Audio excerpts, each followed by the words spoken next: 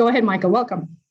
Okay, great. Yeah, thanks Tuhfe for organizing what looks like it's going to be a great set of presentations, and looking forward to hearing what other people have to say as well. So, as I mentioned just now during the initial period of this meeting, I realized everybody else has quite a nice acronym, nice name of their field experimental campaign.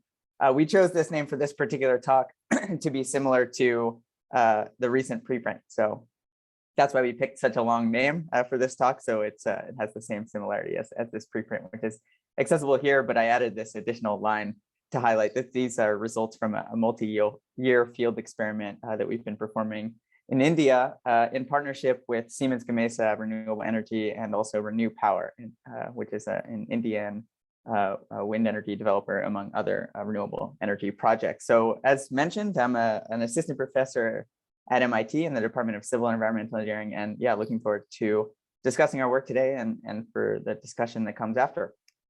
So I'm going to go pretty quickly through the background and motivation. Of course, we all, being in the IEA task on wind farm control, don't need too much motivation on why we're interested in wind farm control, but for those of you who maybe are a little bit less exposed to this in this particular discussion in this presentation, I'll just highlight that, of course, wind turbines are placed in close proximity for many reasons, from the standpoint of reducing wind farm levelized cost of electricity and so on. And so they're placed in close proximity in wind farms due to costs associated with transmission line, land costs in an offshore setting due to constraints on the lease area and so on. And as we know, most utility scale wind turbines are controlled as if they're completely isolated to maximize only their individual power production. And the consequence of this is visualized here in this visualization of a wake model. This is a top view where the flow is from left to right, and each individual turbine is, of course, extracting electrical power and producing a wake region, which is reducing the velocity incident to the downwind turbines and therefore their power production. So we've been interested for a number of years in developing methodologies to alleviate these wake interactions, leveraging existing control methodologies at the wind farm rather than putting additional hardware, as a starting point at least, rather than putting additional hardware on the wind farm of interest, on the turbines of interest, to just leverage the control mechanisms they already have. And so I've listed some mechanisms that have been studied in the past. And I won't do a comprehensive literature review in this talk, but it's discussed, of course, in the paper as always. But in this particular talk, I'll focus on our work on wake steering, which is intentional yaw misalignment, where we select a yaw misalignment strategy for each turbine in the farm. And in this particular talk, the goal, the objective function we're after is to maximize the wind farm power production subject to the yaw misalignment decision of each turbine in the farm. And so first, before getting to any field experiment results, I want to take a little bit of a detour to discuss how we select the yaw misalignment strategy such that we can maximize this power, this objective function that we're after. And the key point really is that we require a middle ground of both a model which is accurate enough to select the appropriate yaw misalignment angles that really maximize the power production in the utility scale wind farm, but also efficient enough such that this objective function can be solved in an efficient way without requiring, let's say, supercomputer effort. And so that's what I'll talk about first. And so here I'll highlight our wind farm flow control modeling framework. So here is a side view of just a 2-turbine interaction, where again, the flow is going to be from left to right. And we have some incident atmospheric boundary layer inflow characterized by U infinity, which depends on height Z. So the wind speed and the wind direction and so on, other atmospheric variables, they can change as a function of height in the atmosphere. That's called shear. And so we might have access to the incident flow field, the incident flow field in the atmospheric boundary layer through, for example, LiDAR measurements or through a met mast. And then the question first is, what's the power production of the leading turbine in the array, a turbine that's operating in free stream, subject to the U infinity that's coming into this individual turbine and subject to its yaw misalignment that it's selecting to maximize power in the end. Then we have to model the velocity deficit. So subject to the power production that this turbine is extracting, what's the deficit in the velocity and therefore the power production of that downwind turbine? And so we need an additional model for this velocity deficit. And then third, we need a model for the power production of this downwind turbine subject to the velocity it's seeing. So it's a function of this velocity deficit. And so in total, our wind farm flow control model is really a combination of 2 distinct models, which have been developed over several papers. One is a power yaw model, a model for the power production of a yaw misaligned turbine subject to the incident wind flow in the atmospheric boundary layer and the yaw misalignment decision of that turbine, and also a data-assisted wake velocity model. I'll talk a little bit more about what I mean by that, but essentially you can think of it as a wake model where we leverage field data coming from the utility scale wind farm to improve the wake model. And so first I'll talk briefly about our development of a power yaw model, and I'll loop that, of course, back into the field experimental data. So, of course, the potential for wake steering to increase wind farm power production critically depends on this power versus yaw relationship, because this will encode the trade-off between power lost by the yaw misaligned turbines in general and the power gained at those downwind turbines where we're deflecting the wake away from them. And in the past, this power yaw relationship has been predicted using actuator disk theory, which encodes assumptions of one-dimensional uniform flow and uniform thrust over the rotor area, and assumptions that the flow is steady and inviscid, that the effects of molecular viscosity are not important. So if I take those assumptions and I encode it into a graphic, we can see some uniform inflow characterized by velocity vector u coming from left to right. And here's the wind turbine, again from a top view, which is characterized by its unit normal vector, which is now yaw misaligned at yaw angle gamma with respect to the incident wind velocity here. So the normal expression for power production from the actuator disk theory is given as this well-known expression where we have the dot product between the incoming velocity and the unit normal vector, and then that's raised to the third power. So when we include this yaw misalignment angle, we can see just following the geometry here that we get the dot product gives us a cosine of the yaw misalignment angle. That's then raised to the third power. And so we have the normal expression for power here, plus this additional power loss term, which is often modeled as, coming from actuator disk theory, is as cosine cubed. However, this prediction of cosine cubed for the power loss doesn't seem to work very well. And that's been shown in a number of previous studies and field experiments, large eddy simulations, and so on. And so the standard model that's been used in practice in wake steering control is that the power will scale as the cosine. So it's inheriting the legacy of this cosine-based prediction from actuator disk theory. But instead of putting a 3 as the exponent, there's an empirical factor p sub p. And so we were interested in what might be deficient about this actuator disk theory model prediction more broadly, rather than just relying on an empirical model. And our key hypothesis was that one of the assumptions that breaks down here is the assumption of one-dimensional uniform flow and uniform thrust over the rotor area.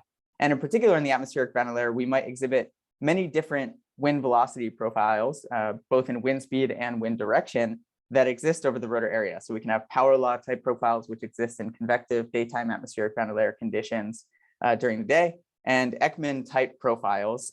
So this is, of course, an exaggerated Ekman profile, which might persist, for example, in a nocturnal boundary layer where the effect of stratification is suppressing turbulence.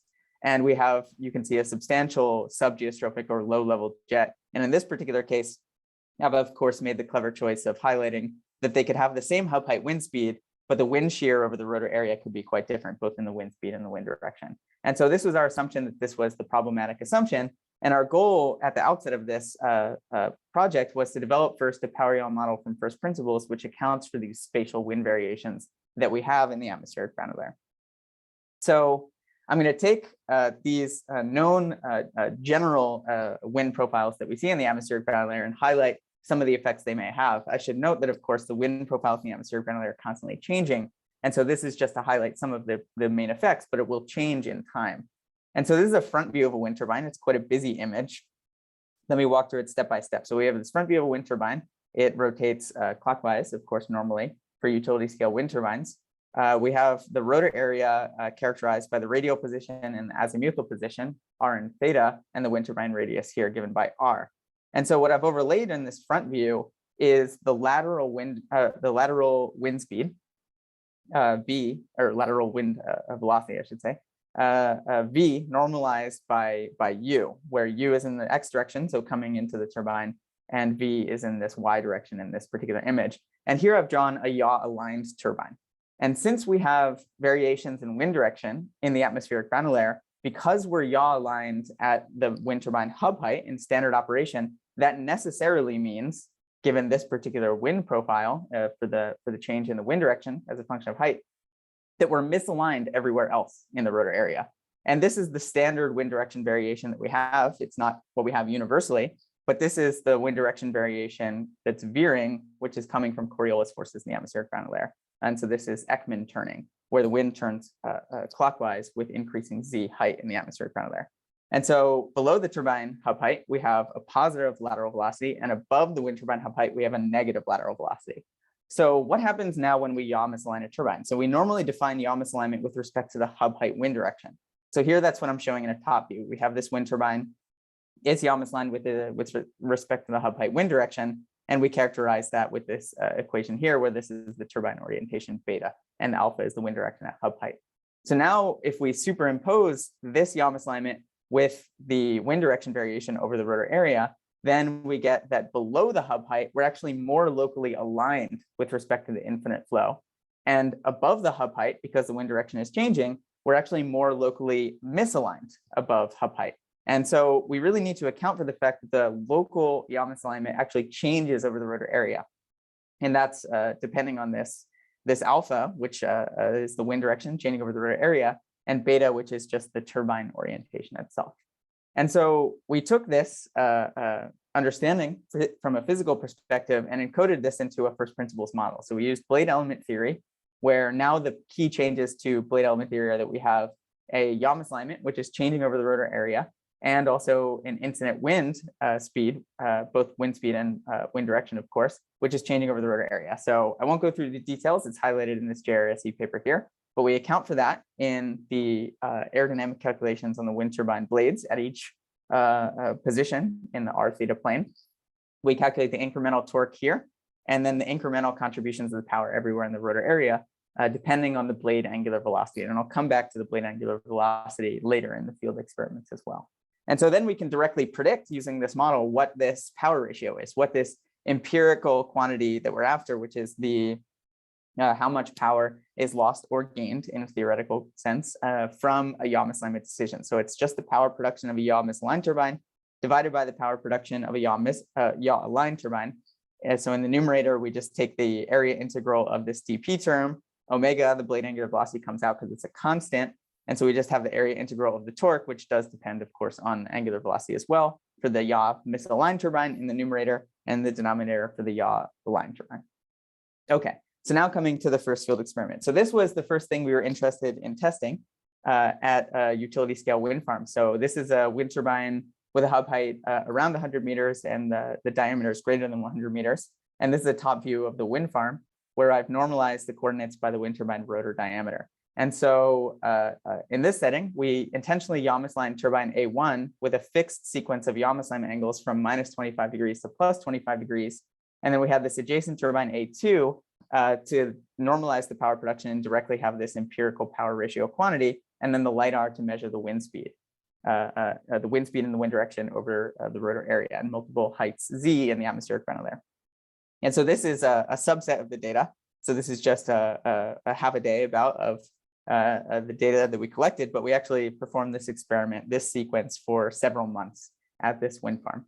And so just to highlight some of the wind conditions that we saw. So for daytime type conditions, we have this power law type behavior in the median profile given by the black line, where you can see monotonically increasing wind speed over the rotor area, where the hub height is given by this horizontal black line. The standard deviation about that median is given by the shaded region, so quite a lot of effects of turbulence, variation in time. And then these colored lines are 10 randomly selected 1 minute averages. So you can see quite some differences compared to the median profile, but generally monotonic behavior. The nocturnal type behavior is quite different. So we have a subgeostrophic jet emerging in the median profile. And interestingly, the peak wind speed in the median profile is actually below the rotor area in this particular case. Of course, in the 1 minute averages, we can see some quite extreme negative shearing wind conditions over that rotor area. So this really matters to account for in our power yaw model. Okay, so moving quickly to the power ratio results. On the x-axis, we have the wind turbine yaw misalignment of that turbine that we were intentionally yaw misaligning. On the y-axis, we have the power ratio, which is just the power production of the yaw misaligned turbine divided by the power production of the adjacent yaw aligned turbine that's always in standard operation. So all of the field data are shown in the gray dots. Then we can cut through the noise and the effects of turbulence by taking the median at each yaw misalignment angle. And so that's given by the purple. And then I've plotted two cosine models as representative plots or representative curves in the dashed lines. And so we can see already, of course, cosine cubed doesn't work very well. Gets a little bit lucky over here, but in general, it's not a predictive model that works very well. Cosine squared is doing better, but again, to know that it was cosine squared, we would have already had to have access of this field data. The cosine model is not predictive. You have to tune it to available field data that you do have already in these yaw misalignment angles. The green line instead is actually fully predictive. So there's no tunable parameters, and it can just run depending on the wind conditions. And then what I want to highlight is that we have some asymmetry that you can see. So for positive yaw misalignment angles, the purple is above the red dashed line. For negative yaw misalignment angles, the purple is below the red dashed line, meaning we have some asymmetry coming into this power yaw model. The positive yaw misalignment seems to be outperforming the negative yaw misalignment. So let's try and understand that a little bit more. So here we take this delta PR, so it's just the difference for the same absolute value of yaw misalignment for positive yaw misalignment minus the power production for the negative yaw misalignment, and then report it as a percent difference. And we could see both the data and the model show this trend that positive yaw misalignment seems to be slightly outperforming negative yaw misalignment in the median sense over all wind conditions. So we can explain this as a function of the wind conditions by doing conditional averages. If we focus on daytime type wind conditions with positive wind speed shear and limited wind direction shear, characteristic of convective daytime atmospheric boundary layers, we actually completely reverse that asymmetry. So now negative yaw misalignment actually outperforms positive yaw misalignment, both in the field data and in the model. If we fixate on the nocturnal wind conditions, we can see again the trend reversing back towards what we saw in the median, that actually the positive yaw misalignment is outperforming the negative yaw misalignment in terms of the power production. And that's true both in the field data and the model. And so we can already state that whether positive or negative yaw produces more power inherently depends on the wind conditions, which vary in time and of course are site specific. And more generally, wind power production inherently depends on the atmospheric boundary layer conditions. Okay, so that was the detour into the power yaw model at first and the field data initially that we performed. So the second detour I'll take just very briefly is to focus on the wake model that we're using here to compare to the data. So wake recovery, the degree to which wind turbines interact as well, inherently depends on the wind conditions in the atmospheric boundary layer and in the wind farm interaction with the atmospheric boundary layer. It depends on the stability, the turbulence intensity, wind speed, and many other determinants in the atmospheric boundary layer. And so our goal is to predict the power production of downwind turbines. And our approach is to use analytical wake models, similar to, for example, Flores, although we're not using Flores in this present study, but I think that's a useful mindset that you can have in terms of understanding what we're doing. But the challenge is that wake models parameterize physical processes. Because we're not using supercomputer for effort, we can't resolve all of the physics in this problem. And the key challenge is really that wake models are parameterizing turbulence with a wake spreading rate, which is an empirical parameter that needs to be prescribed in order to make predictions with a wake model. And so we've developed over a number of papers a data-driven parameter calibration and uncertainty quantification approach so that we can estimate these unknown wake model parameters based on utility scale field data that we have, just based on power production, which is generally the wind measurements that we have from the farm, rather than relying on additional measurements. Okay, so the framework for how we do this is given in two stages. So we have a prediction stage where we have the inputs, the incident winds, the yaw misalignment for each turbine, and also these model parameters shown in green. That goes through our flow model and it predicts the power production for each turbine in the farm. But we need to know what these model parameters are. So what we do first is that we calibrate these model parameters solving what's called an inverse problem, where we minimize the data space error between the model and the field data. And we use the collected data from baseline operation, where we have potentially many years of historical data for every given wind farm, because that's how wind farms have been operating in the past. So we only calibrate our model to the field data for baseline yaw line conditions. That gives us our model parameters, and then we feed that into our model to predict the power production for arbitrary yaw misalignment angles. And those will be true out of sample predictions because those model parameters were calibrated for different operational strategies. Okay, so we can actually return to the same experiment that we initially designed, but for a different subset of the wind farm to understand the extent to which this model works. So that's what we're focusing on first. So we'll focus on this different subset of the wind farm, where again, we're focusing on flow from the north. We have a reference turbine and we have this 3-turbine interaction here. So we impose a yaw misalignment sequence for this turbine 1. And the key question is our model able to predict the power maximizing yaw misalignment angles over a range of conditions, where here the key novelty is that we're not just implementing the optimal conditions that we think are the correct ones from our simplified engineering model of the flow physics, but we're actually testing a wide range from -25 degrees to +25 degrees at nominally 5-degree increments to see what's the power maximizing yaw misalignment angle in the field data and compare that to the power maximizing yaw angle in the model. And so I'll focus on just a subset of these wind conditions. All of the wind conditions that we studied in this experiment are reported in this paper, but I'll just highlight the wind conditions for incident flow directly from the north. And so I've rotated the wind turbine layout for the inflow directly from the north. So you can see there's a slight misalignment with the turbines. So they're not directly aligned. They're operating in partial wake scenarios in standard operation. And then we'll study the effect of the yaw misalignment of turbine 1 on the power production of itself and on the other turbines. So here on the y-axis, it's the normalized power production of turbine 1 divided by the power production baseline control. And the x-axis, I have the yaw misalignment angle of turbine 1. So here's a cosine model, for example. Here's the field data where I'm giving the median, this is actually the mean, and a 95% confidence interval estimated by bootstrapping. And so we can see some quite complex trends happening. Of course, it's not following the cosine model always. And we even actually have some power gains coming from the yaw misalignment decision, which is, of course, in a general sense is unexpected. But as I showed in the first part of the talk, this can be directly explained by the wind conditions. So if so, our model should be able to predict it fairly well.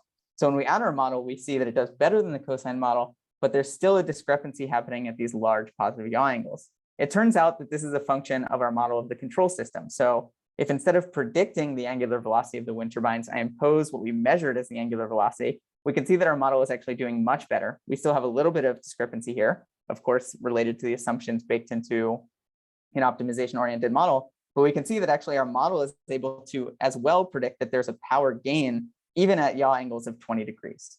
So moving back to the fully predictive model, which does have a little bit of these deficiencies, a key question is there a preferential yaw direction? So of course, from geometry, we can say there is. So a positive yaw misalignment would be beneficial because these turbines aren't directly aligned. And we can see that both in the field data that we collected and in the model predictions in red.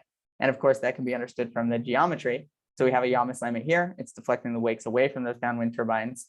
A negative yaw misalignment is an actively suboptimal decision. And that can be reflected both in the downwind turbine power production and in the power production of the 3 turbine collection, which is what I'm plotting here. And the question is, can the wake model predict the power maximizing yaw angles in the field data?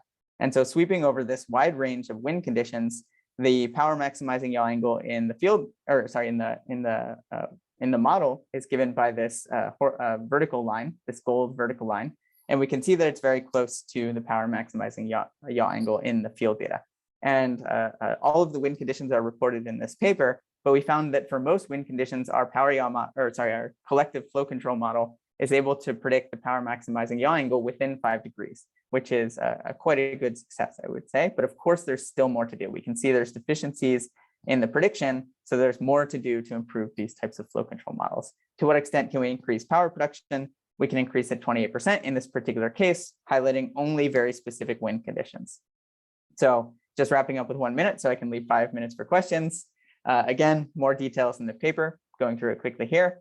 But now that we felt confidence in our flow control model, we wanted to ask, to what extent can we increase wind farm energy production? So we used our flow control model in an open loop control setting where we optimize the yaw misalignment angles for the different wind conditions of wind speed, wind direction, and turbulence intensity, tabulated in a lookup table. Here's, for example, an excerpt of that lookup table. The yaw misalignments of turbines 1, 2, and 3. Of course, 3 is always yaw aligned. Then we characterize the energy ratio, which accounts for the different effects of the wind speed on how much power is produced. And so, of course, at high wind speeds, turbines are producing quite a lot of power, but there's not so much potential for wake steering. So we want to account for that with this energy ratio. The energy ratio for the leading turbine in the farm is shown here. So comparing the baseline in blue and the wake steering case in black, we can see that, of course, in a mean sense, we're reducing the energy production of turbine 1. We're gaining energy for turbine 3.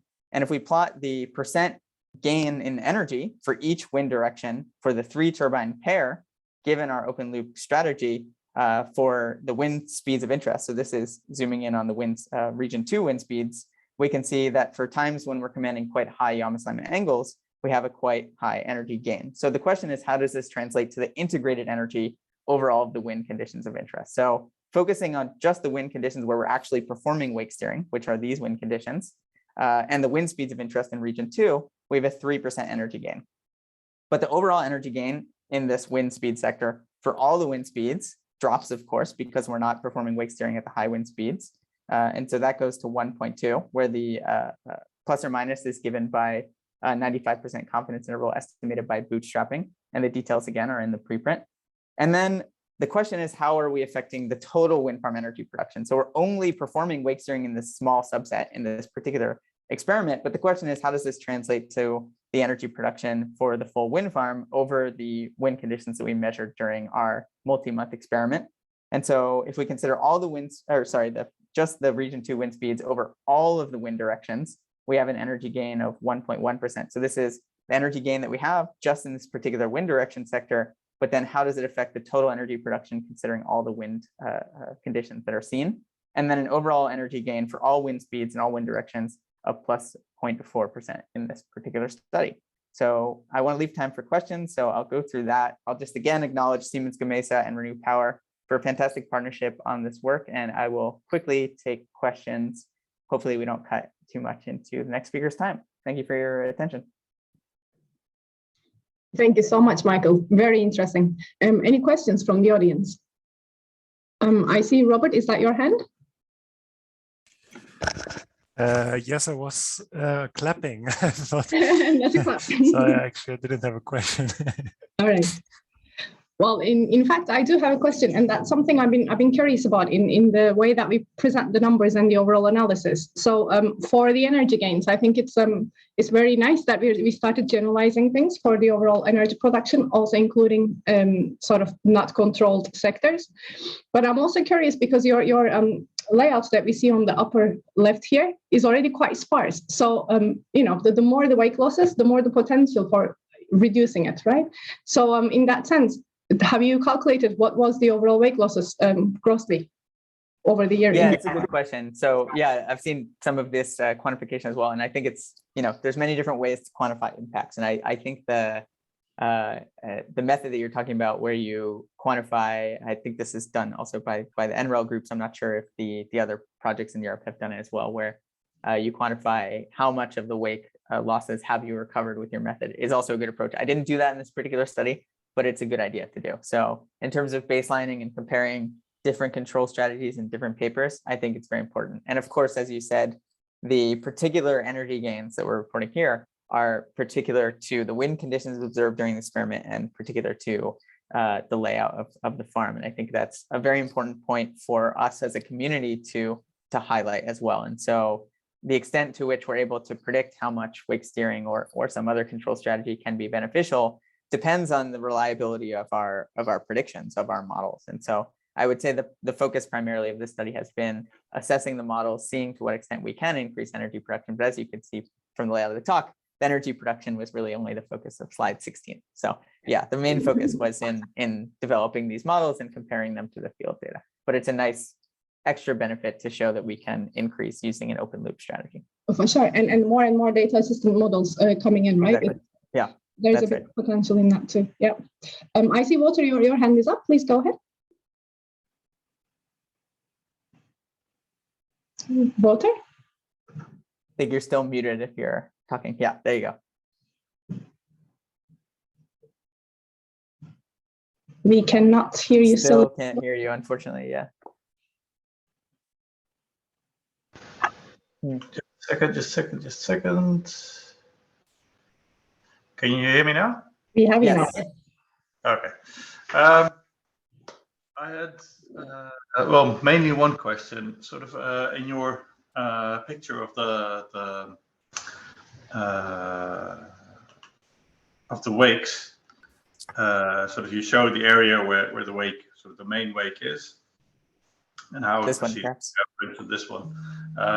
What I'm lacking there is, or what I wondered is if you took into account that there's a region where the wind speeds up around the wind turbine because the wind turbine or the wind flows around the wind turbine.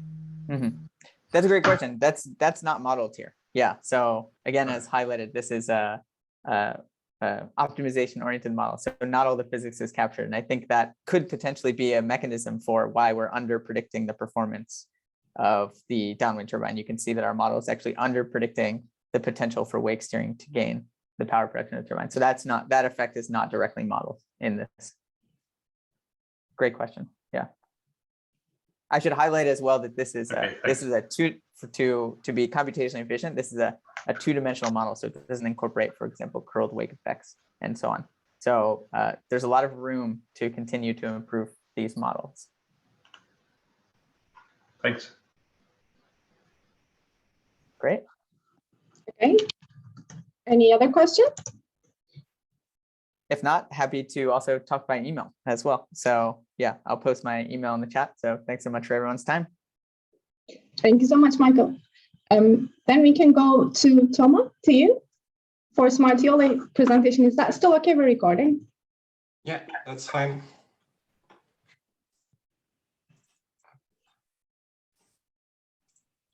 So you should be seeing the screen now. We have your screen, but not the presentation yet. Yeah, it's coming. Yeah, it should be fine. Now we have it. Thank you. Okay, so hello everyone. So my name is Thomas Duc. I work in ENGIE Green as a R&D engineer.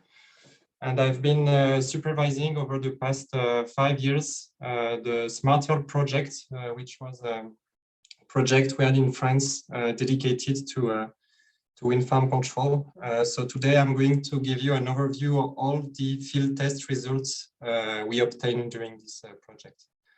So to start with, I'm going to give a short introduction to the content of a SMARTEOLE project in case you didn't heard about it. And then I'm going to present to you the results about the axial induction control test and the wake steering field tests. So yeah, to start with the SMARTEOLE project. So SMARTEOLE is a kind of acronym for Smart Rotors to Improve Wind Energy Efficiency and Sustainability. It's lasted during more or less 5 years between 2015 and 2019, and it was supported by the Agence Nationale de la Recherche, so a French institution that gives money to laboratories and industry to lead the common projects. And here you have the list of partners that were implicated into the project. So ENGIE Green was one member, but there was also Lyosphère, IFP Énergie Nouvelle, and 3 French laboratories that also contributed to the project. So the LIS, the LEA, and the PRISM. And the goal of the project was to study different innovative control strategy at different scales for wind farms. So the turbine blade aerodynamics, the turbine individual control using pitch and yaw control system, and then the wind farm global production, so the wind farm control. And that's on that last point I'm going to focus today. In the scope of the project, we held one consortium colloquium during which we presented the main results of the project. And we also had in the scope of the project collaboration with laboratories abroad, such as DTU, NREL, TU Delft, or Durham, mostly through a master thesis or PhD students working on the data. Moving to the wind farm control field tests. So we did 3 wind farm control field tests on a French wind farm, both about axial induction control and wake steering control. So the field test started in a first field campaign that was held in mostly in 2016, during which it was more or less very basic testing with a strong curtailment that was applied on the wind turbine, or misaligning the turbine with a constant yaw offset, positive or negative, just to study what was the impact of these control strategies on the wake downstream. Then during the second wind field campaign, we moved to a more optimized axial induction control test. And we had to repeat the static wake steering tests because the first one were not very conclusive. We didn't collect enough data to realize a proper wake steering analysis. So that's mostly in this second field campaign, the wake steering were still kind of static test, and that helped us to build the last field campaign that was only on wake steering control. And during this last field campaign, we implemented an optimized strategy on the wind field contest, the wind farm. So I'm going to present you the most important results we collected during these 3 campaigns. Introducing the wind farm. So we did all the field tests on the same wind farm, which is Sol du Moulin Vieux. So it's a wind farm that is located in the north of France, here approximately between midway between Paris and Lille. And it consists of 7 Senvion MM82 wind turbines, so 2 megawatts power and a hub height of 80 meters. And we chose this wind farm because it was close to our maintenance centers, which is very convenient when you realize some field tests. And it's also because we are in a simple terrain. So you have here some picture at the farm. So you have this wind farm, which is organized more or less as a north-south layout, but these 2 turbines, 6 and 5, they are oriented closer to the prevailing wind direction at the site. And since we also have a close spacing, only 3.7 diameters between these 2 turbines, we have a very strong wake effect. And the terrain from the prevailing wind direction is rather simple. You can see it consists mostly of crops and grasslands. We do have some forestry at the south of the farm, so that's more or less the small forest you can see here with the SMV7 turbine. So that makes it quite a nice case for studying wind farm control, because we have a strong wake effect, simple terrain, and easy layouts. During the different wind campaigns, we implemented quite a lot of additional sensors, mostly LiDARs. So for the 3 wind field campaign, we had a nacelle LiDAR on top of the SMV6 turbine, which was the turbine control for the field test. We always had a profiling LiDAR as well to measure the incoming wind conditions. And during the first field campaign, we also had a scanning LiDAR to scan the wakes of the wind turbines and the met masts, and another nacelle LiDAR.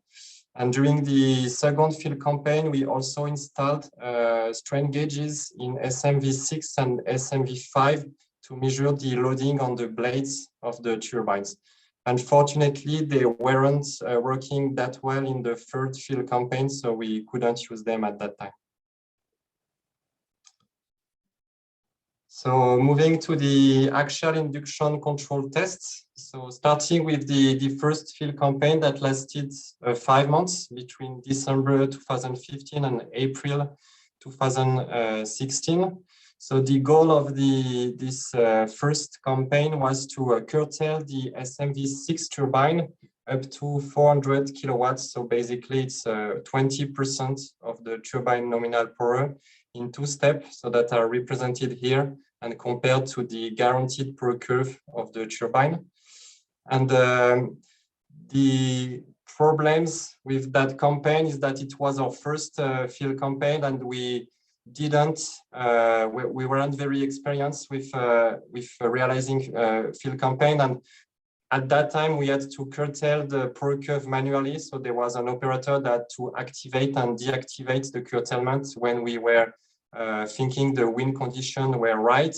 And above all, we didn't check the north alignment of the turbines before starting the campaign. And it turns out in the data analysis that there were some kind of offset in the wind turbines north offset, and therefore we didn't activate the curtailment for the proper sector. And then we had a reduced amount of available data to analyze during this campaign. However, we were still capable of measuring some change in the wakes of SMV6 to SMV5. Especially, we were seeing that downstream, when the wake is coming from SMV6 to SMV5, looking at the full wake sector, we were able to see an increase in the downstream pore production. So here in blue, you have the pore curve of SMV5 when it is waked by SMV6. And then when in purple here, you have the same pore curve once the curtailment is applied on the upstream turbine. And you can see that there is a kind of 15% increase in the pore production of SMV5 when we curtail SMV6. This can also be seen in the wind direction as a function of wind direction. And here you can see that as we move from full wake to partial wake effects, then the increase, the benefit from the curtailment is decreased, which can be expected since the proportion of the wake gets smaller and smaller. And however, we could measure gains on the downstream turbines, but when we looked at the combined pore production SMV5 plus SMV6, we were observing a decrease in the pore production, which means that the gain was observed downstream, but it wasn't high enough to compensate for the loss at the upstream turbine. Another interesting result we had during this campaign was that using the nacelle anemometer of the turbine, we could also have a look at the wake-added turbulence intensity. So basically, we were measuring the ambient turbulence intensity at the upstream turbine, measuring it as well at the downstream turbine, and using this equation, we could calculate the wake-added turbulence intensity. And what we were observing is that when the upstream turbine was curtailed, the wake-added turbulent intensity at the downstream turbine was reduced by 2%. So that was quite an interesting result because this can be related to loading on the blades. So now moving to the second field campaign that was led two years later. During this campaign, we applied this time a special pore curve, which is a noise-reduced operation mode from Senvion. And using the some wake model, we were expecting to observe some gains here between 7 and 9 meters per second. So at that time, we had to use a kind of old and probably not optimal wake model. And the choice for this pore curve was that we couldn't design our own pore curve. Ideally, we would have liked to apply the green pore curve here that were expected to provide a much higher gain with respect to the wake model used. Unfortunately, that wasn't possible to do that with the Senvion wind turbines we had, and we had to choose the pore curve that was the most similar to the optimized pore curve. However, we managed at that time to correct the north alignment for the turbines, and we were able to also activate and deactivate the curtailment every hour on the night, which makes easier for the comparison between the baseline and the curtailed situation. Unfortunately, the results were pretty disappointing in the sense of during the 3 months campaign, we could only record a limited amount of data. And this data was very difficult to analyze, even filtering to the most favorable conditions. We had a very high sensitivity to from which turbine we are normalizing the data to estimate the gains. And finally, we had this result showing that even though we are curtailing the first turbine, we don't see any gains on the downstream turbine, and therefore the overall pore production is decreasing due to the axial induction strategy. So we couldn't highlight the fact that the axial induction strategy was increasing the pore production, and maybe the fact that we use a like limited pore curve was explaining these results. However, we were able to analyze the loading at the blade wood of the turbine thanks to the analysis of the strain gauges data. And we could clearly see a decrease in the flap-wise damage equivalent loading of the upstream turbine in the curtailment compared to the baseline situation. However, no changes were observed at the downstream turbine, and that's probably due to the fact that we do not see anything in power, so there probably not much change in the loads too. So the conclusion from this field test were that the axial induction strategy has some potential for reducing loads, but not so much for improving the power production. So now I move to the wake steering field tests. So I'm starting directly to the second field campaign because the first one weren't, the data from the first field campaign was not that good. So this field campaign is the one that has been used in the FarmConners benchmark exercise, and it consists of static misalignment of the turbine applied on the upstream turbine for 7 weeks, which is seen here. We see that the turbine is misaligned for a given period of time. The issues with that campaign is that we couldn't change dynamically the misalignment, so we had to apply the same misalignment all the time, especially in the outside the wake sectors. So the turbine was always misaligning. So when we look at the experimental results, we see a constant loss at the upstream turbine due to the misalignments. For the downstream turbine, we see a great gain here when the wake steering is applied on the left side of the wake sector, right side of the wake sector, but a big loss here just because we are steering the wrong side. So we are applying the constant misalignments that will provide more wake losses than expected.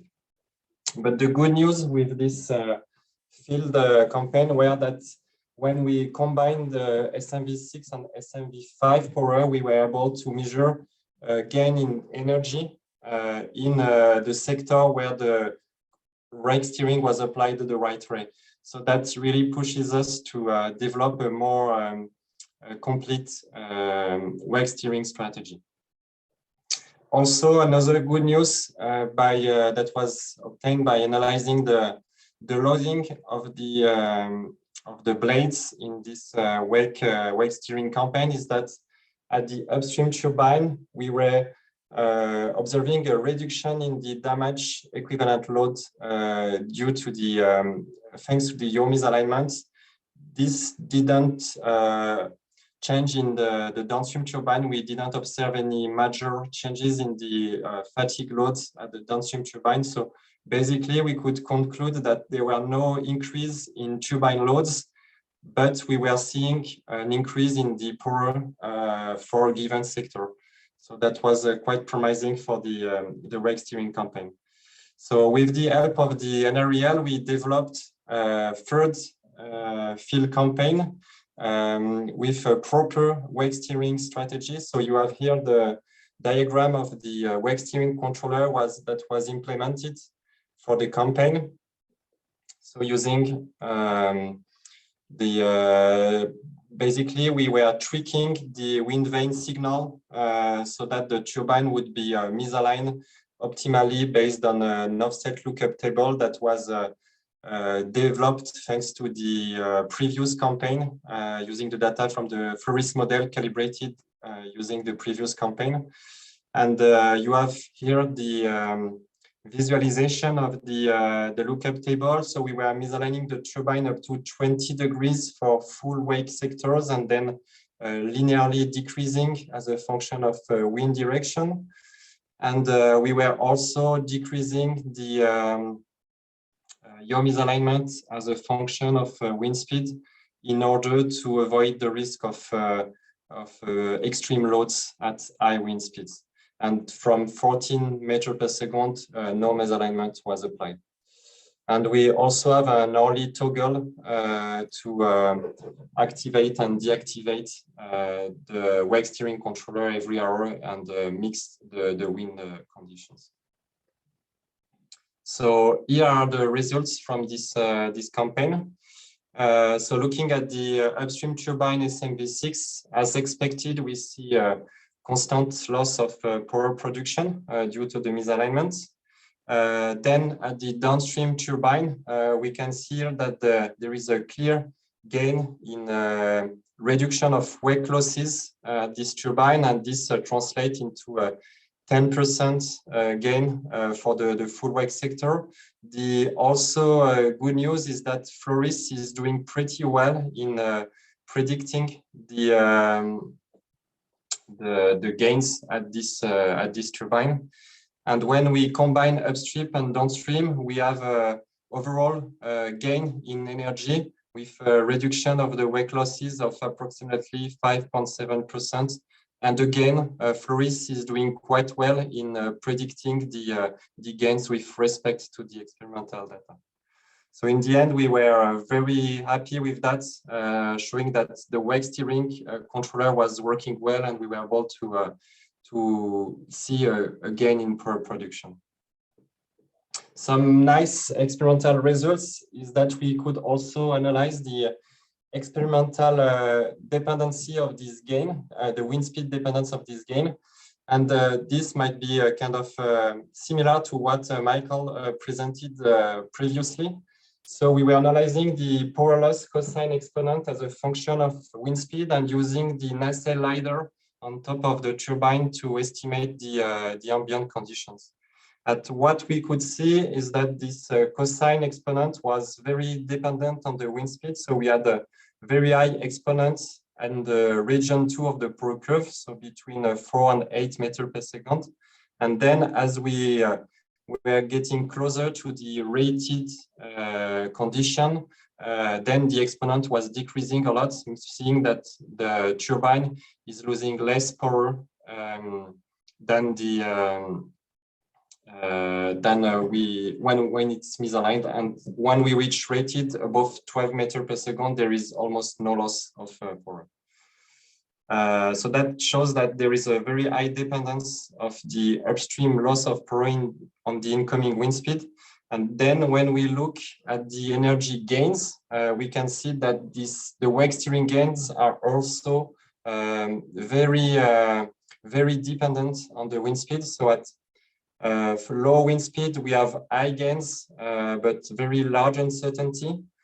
In the middle wind speed, 6 to 8 meters per second, there we didn't measure any experimental gains, even though Floris are predicting some. That's mostly because there's quite a high loss on the upstream turbine. But then as the wind speed increases, we do see an increase in power production on the experimental data. And this is basically because the loss of power at the upstream turbine are getting lower and lower, but we still have some increase in the downstream turbine. So the conclusion is that we can observe some energy gains to the wake steerings, and they can be very significant near rated wind speed because you basically have gains for no cost, since the upstream turbine doesn't lose as much energy. So as a conclusion, regarding actual induction control, we didn't manage to observe any gain in power production in our 2 field campaigns, and that's probably not expected for a 2 turbine setup. You might need maybe a row of more turbines to observe some gain. And it seems very tricky to find what I call the derating balance, because if you curtail too much the upstream turbine, you won't gain as much energy downstream. And if you, on the contrary, you try to apply a very small derating, then you do not change much the wake characteristics, and there's no gain in energy downstream. However, we were able to see some significant reduction in wind turbine loading. So that makes me think that this strategy would be very useful for combined optimization, like having to follow some active power control given by the TSO and try to reduce the loads in the wind farm by doing some wind farm control. On the other hand, the wake steering control, we were able to measure some power gains on the two last field campaigns. And on the second field campaign, we didn't even see any increase in loading. But yeah, we only tested some positive yaw and looking at some wind speeds. So that might be different looking at all yaw possibilities and all wind speeds.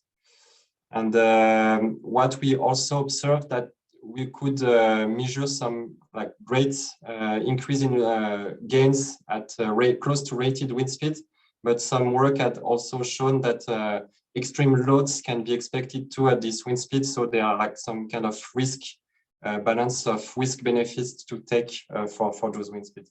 But overall, this strategy seems very useful for increasing wind farm IEP. And also to conclude the talk, some advice and best practices, feedback from field experiments we did. So first point, north alignment is critical, and that's something to check before you launch yourself into a wind campaign.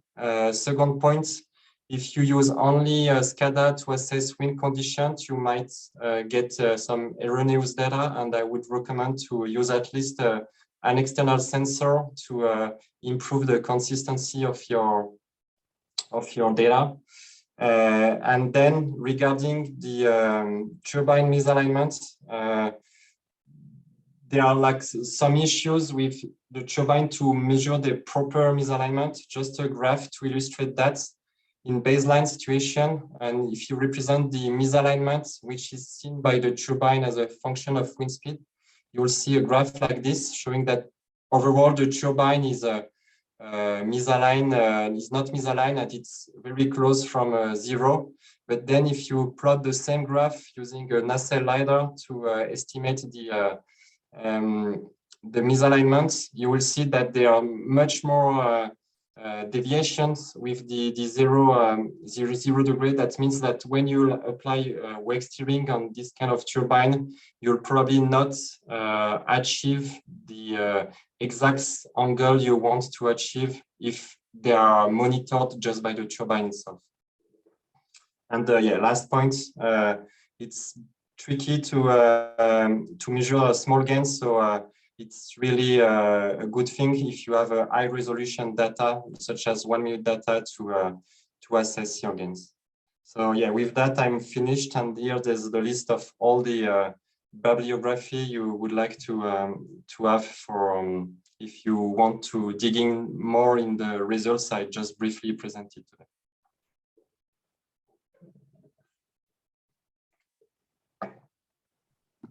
Thank you so much, Thomas. It's very interesting. It's a lot of campaigns you've made, huh?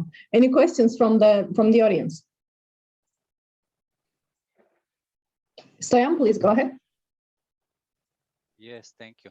Thank you so much for this presentation. It was very interesting to see your results. I wonder about the loads. You said that the downstream turbine, the second turbine that was downstream, did not change that you didn't measure any load change there. I think it was on slide 18. Maybe you can put it back.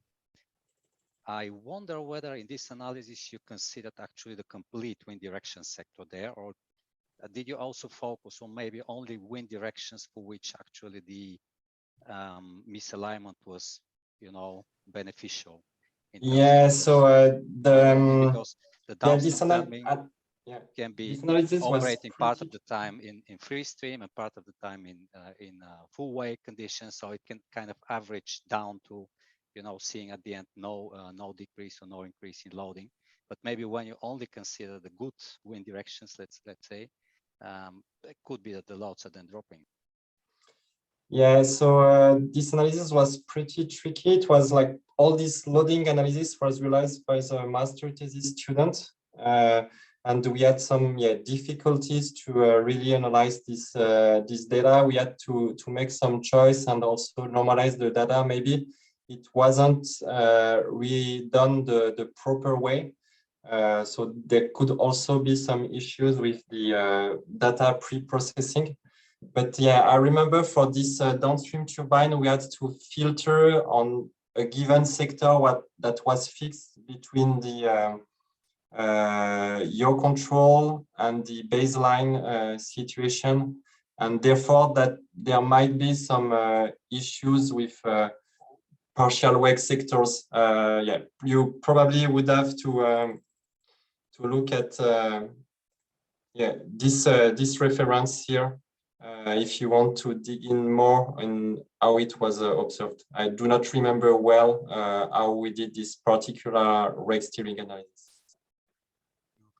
No, thanks a lot. I'll try to look into this. Whether I'm not sure whether that's public, but yes, thank you. Yeah, it should be. I think it's on the TU Delft library, and you probably also find it on the TU library as well. If you don't find it, feel free to come back to me, and I'll send you by mail. Thanks. Thank you so much. Thank you, Stoyan. Thank you, Thomas. So, Monsieur, please go ahead. Hi, Thomas. Thank you very much for the presentation. I have 4 quick questions. Perhaps I missed this, but did you try to quantify AP increase, so not just the gains in terms of for wind direction, but annual energy production, taking into account probability of wind speed distribution, or because there was too little data, this was not possible? Yeah, so we did that. Actually, it's more Eric Simley from Minereal who did that. The thing is that for this particular wind farm layout, it's not very useful to do some wake steering on the full wind farm because there are not so much wakes in general. What we did calculated is the what would be the AP gain of the 2 turbine setup using the wake steering if we were just considering like wind farm with these 2 turbine. And I think averaging over all wind direction and wind speed, the overall gain was about 0.6% in IEP for these 2 turbines.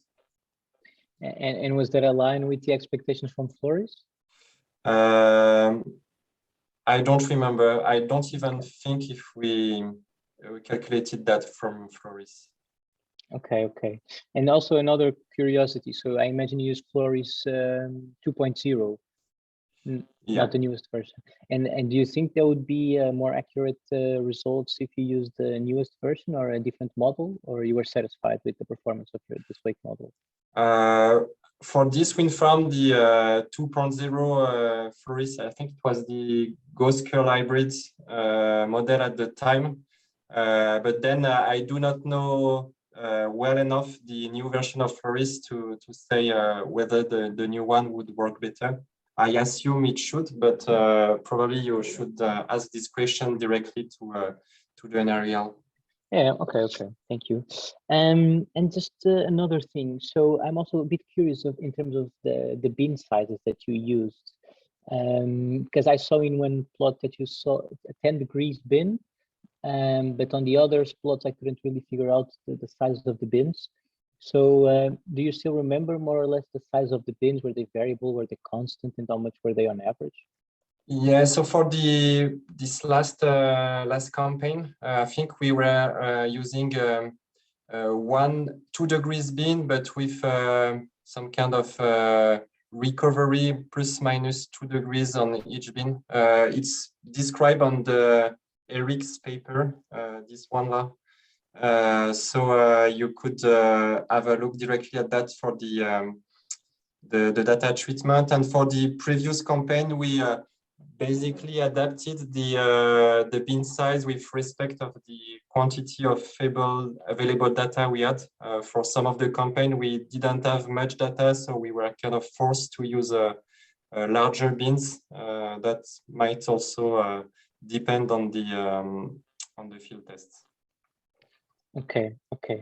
But you did no study or no further investigation on the sensitivity of the results to the binning parameters, for example. So I think Eric did that, but he would be better placed than me to discuss that. But we did for the last field campaign, we did quite a large sensitivity analysis about you choosing the different wind turbines to as a reference power signal for estimating the gains and probably the bin size as well. They were all converging to the same conclusion, showing that we were measuring gains. Okay, thank you very much. It was very nice. Good luck. You're welcome. Okay, thank you, everybody. And thanks a lot, Tom. So let's move on to Irene, who will talk about CL-Windcon. Can you hear me? Yes, Irene. That's okay. We're recording, right? That's fine. That's fine. All right, thank you. 1 second. Oh, I have some problem with the presentation. I don't know what's happening here. Okay, let's see. Maybe you can see the presentation. We have it, not in the presenters mode yet, but we do see the screen. Now? Not in the presenters mode yet. Oh, I don't know how to make it that. 1 second, sorry.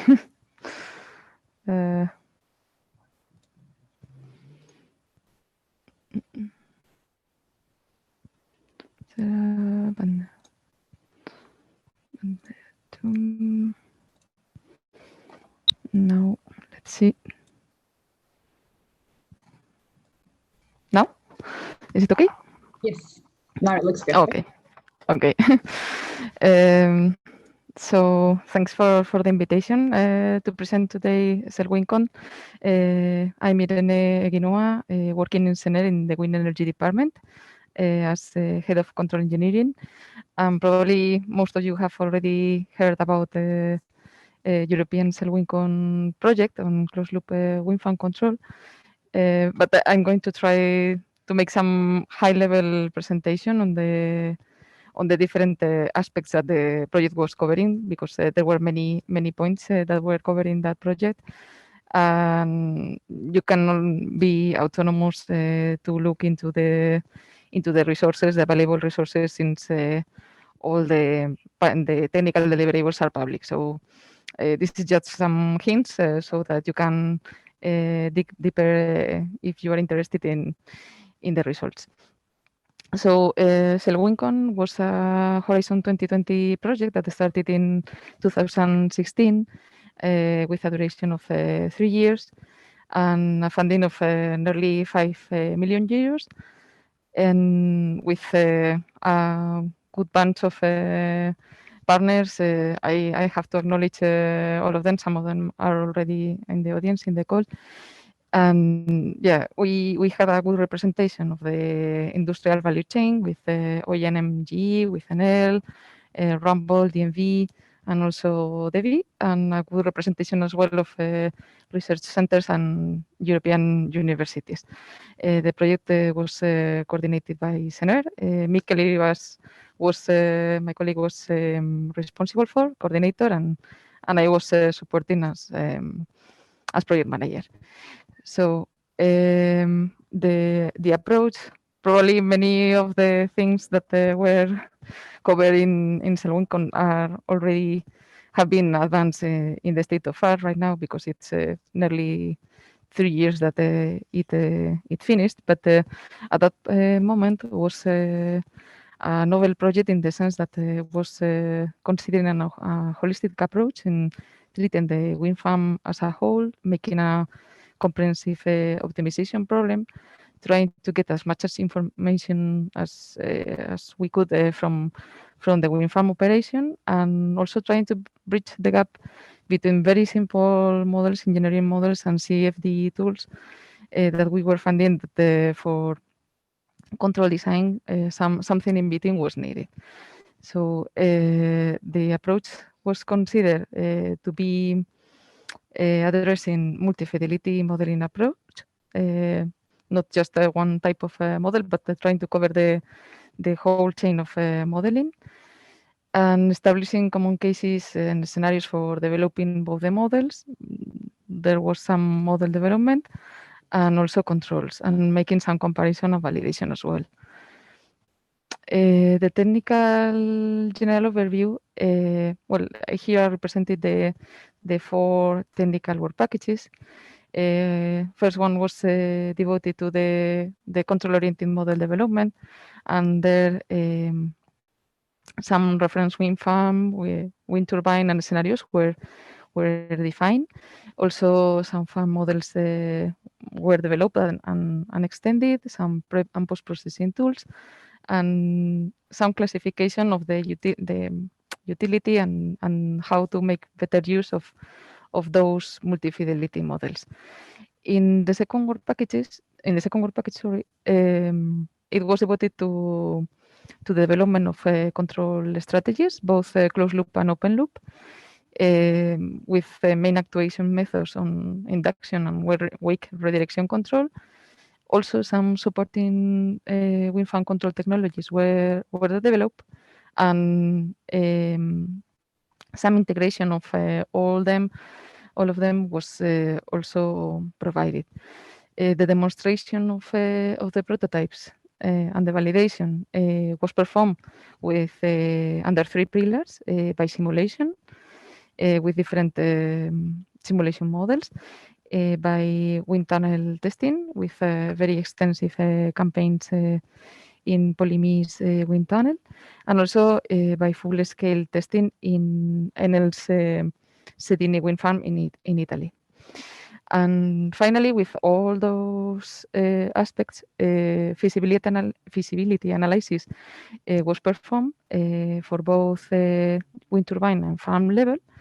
Also, thinking not only on existing wind farms, but also on new wind turbines or new wind farms that could be redesigned with the insights taken from the wind farm control technologies. Some operation and maintenance and reliability considerations were also made, economics and environmental with the LCC and LCA assessment, and first analysis that has been extended afterwards in FarmConners on the standards, the impact on standards that the wind farm control can have. So if I'm going to go through now the different work packages, and briefly, so that you can see more in detail. In the first work package, as I was commenting, 4 reference wind farms were defined for the different activities in the project. Some were quite simple, as the 3 wind turbine, others with 9 turbines, and for example, for LCOE calculations, a bigger wind turbine was used. The reference wind turbine was the 10 megawatt one, taken from the InWind project, and the scenarios and use cases were defined following verification and validation practices, with the aim of both model validation and control verification. And there you can see some of the use cases that were defined. Regarding the models, as I was commenting, we were covering the different fidelities, starting from steady state models, also control-oriented dynamical models, medium fidelity, high fidelity LES simulations, and also blind test was performed with a single wake benchmark with field measurement data. Here you can see some mention with the main models that were used in the project. On the one hand, there were models more devoted to the controller synthesis, as for example, state ones, or other more dynamical or that were extended to dynamical features during the project, but that didn't have the computational burden that, for example, medium fidelity or high fidelity, for example, like SOFA could have. Okay, so in work package 2 for the control development, first, one of the questions that the project wanted to answer was how to use the wind turbine as actuator for the wind farm control problem, since there are different ways that we can perform either the wake redirection, but mainly, for example, the down regulation, and the different options were analyzed based on the fatigue perspective, which was the impact and which was the best way of performing such actuation in the wind turbines. In this work as well, a wind turbine controller, a baseline wind turbine controller was developed and was left available at GitHub. Also, some turbine control mechanisms were developed for the reduction of loads when they are affected by other wind turbines, and estimators for partial wake overlap were developed, which were used afterwards as a trigger for other control actuations or other control technologies. So, for example, this could be applied for externally and was tested for externally triggerable IPC. Also, closed loop wake steering was developed with the control of the wake position. Was one of the worst performing in closed loop. Induction control was developed for feedback and feed forward. Also, some fast wake recovery techniques, wake mixing or dynamic induction control, were developed and also tested. Feedback and feed forward wake steering, and also novel control strategies for load balancing, making use of wind farm power curtailment. So all these control technologies and also the models designed or extended in work package 1 were tested, as I was commenting before, first by simulation, making use of such turbine and farm level developments with the different simulation frameworks that were available.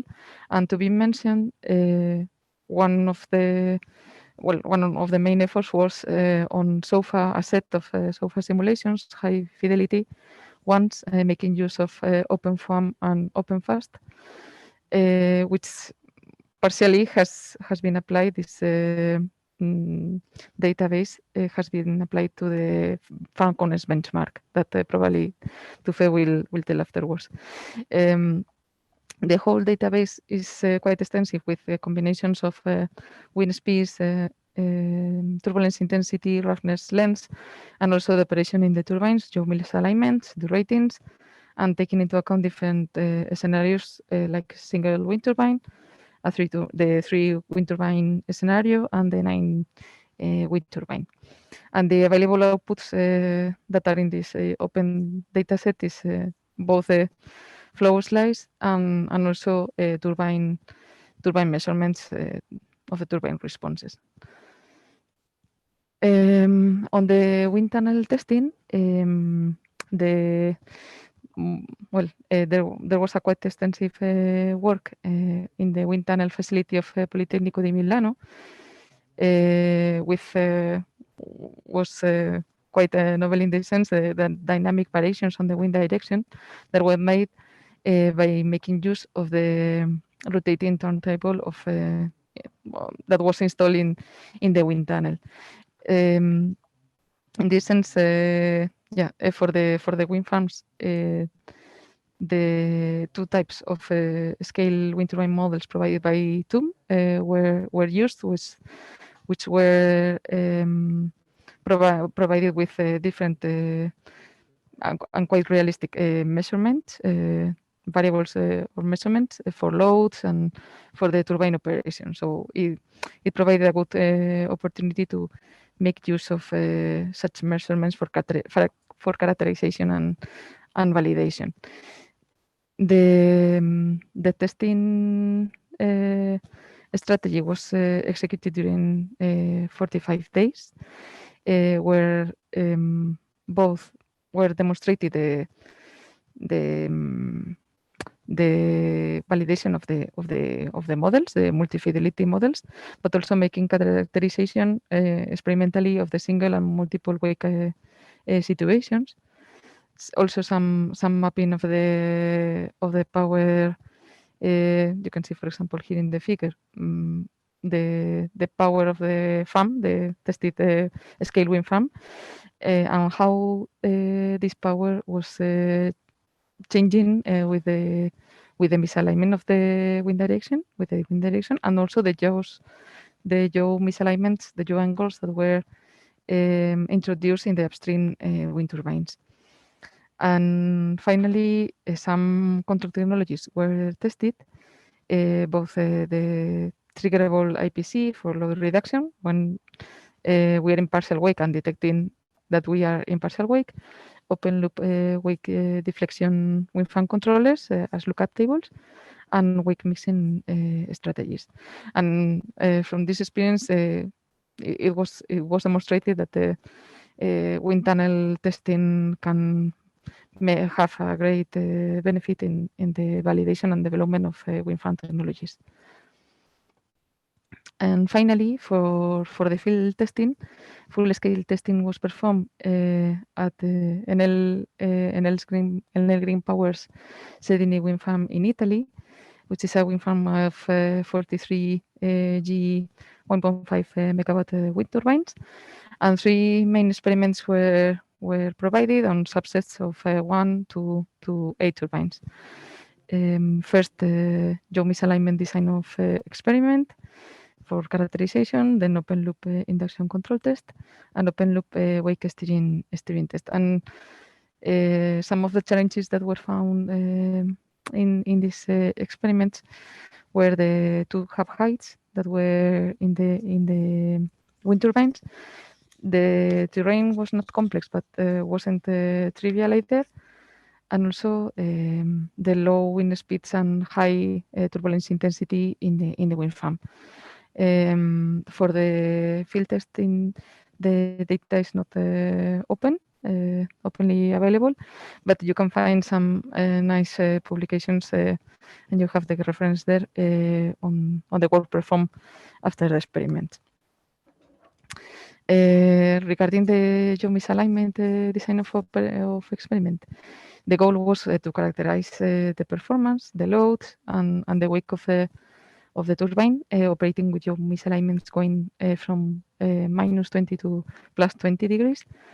And well, as for example, Thomas was commenting that the need for external measurements, but here we had a wind cube and also a scanning LiDAR, a streamline scanning LiDAR, as well as eye spin and the measurements of the Met Tower. Additionally, blade root and tower loads were measured in the turbine.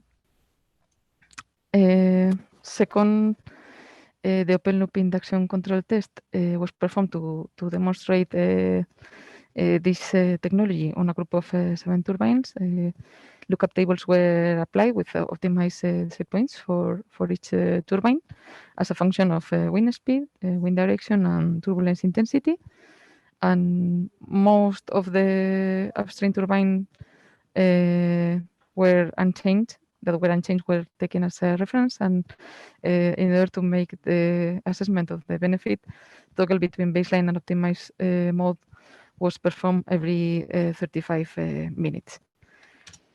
And finally, with the open loop wake steering test, the demonstration was performed on a group of +3 turbines with lookup tables as well of optimized set points for 2 turbines, Also, as a function of wind speed, direction, and turbulence intensity, the toggle was performed between baseline and optimized mode again every 35 minutes. And a wind cube was used to measure the inflow. And as I was commenting, with all this development and advances, important work package was also the feasibility, because we are seeing right now that wind farm control is promising. It's taking time to demonstrate the benefits and to motivate all the possible end users to make use of it. But at that time, there were many uncertainties regarding it, and this work package was trying to see and assess the feasibility from different viewpoints, making assessment of the controller KPIs, also considering hardware and infrastructure conditions, which were the needs, and this also links with some of the work we are performing right now in work package 3 in the task 44, regarding which was the first deliverable in that work package in the task 44, regarding the hardware and infrastructure. Also, some exploration of the effect on wind farm layout optimization was performed. The feasibility by redesigning the wind turbine, rotor, and so on, and also redesigning the wind farm, what happens not only on existing but on novel wind farms.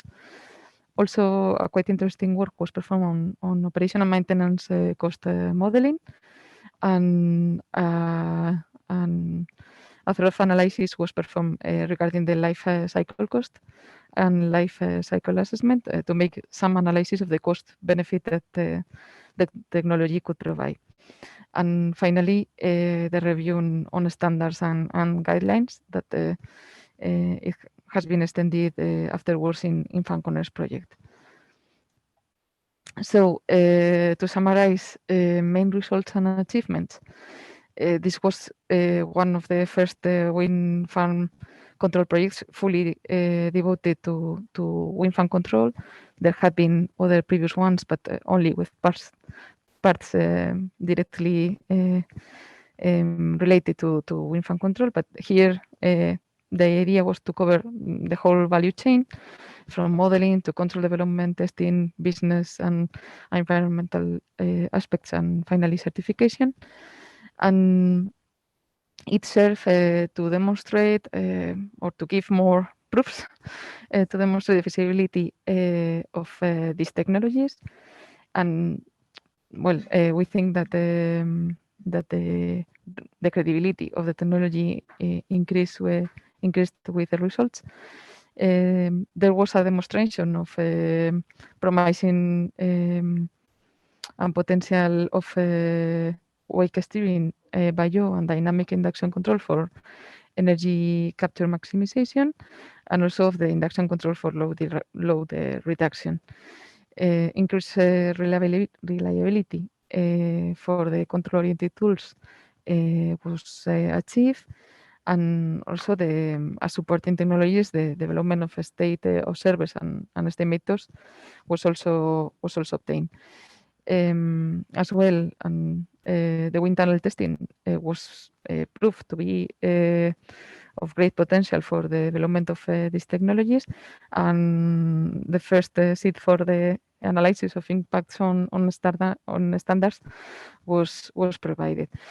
Things that we found in all this path, and we think that the community has worked on it and has extended as well, is that there is a need for better consideration of the varying conditions. During some years in the state of the art, there were many results with very static, non-varying conditions, and when the real field conditions are found, then the situation changes and new challenges arise. And also and this goes together with the comments to Michael's presentation, the need for figures, better figures of merit for quantitative assessment of wind farm control benefits. We were saying this at that time, and I think it's always a recursive discussion on how to make better assessment and how to provide this quantitative assessment to prove the benefit of the technology and to reach to a common point of same assessment figures, so that the community can get more confidence on the results and the advances. As I was commenting, the available resources, you can find all the technical deliverables publicly, either in the European database in Cordis or in the project War website. Some of the tools developed, either models or wind turbine controllers, are available on GitHub. And for the research data, the databases, it's available upon request. You can write an email to this address to CENER and with this subject. And there we can provide high fidelity simulations, with the precursors and documented simulations, and also wind tunnel testing measurements. And with that, I think I'm on time. I want to thank you, and if you have any question, I'm open to this. Thank you so much, Irene. Very well on time indeed. Thanks a lot. Any questions from the audience?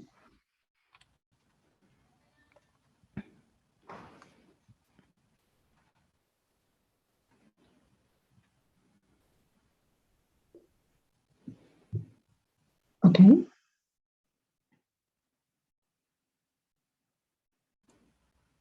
Many of them have already heard about CL-Windcon many times, so Yeah, probably. Yes, but I mean, yes, it's a bit of a shame that the even upon request, at least for research purposes, the Sedini wind farm dataset is not available. That would be really nice to use it also for, within our benchmarks and other studies, but it's not possible at all, even for only research purposes.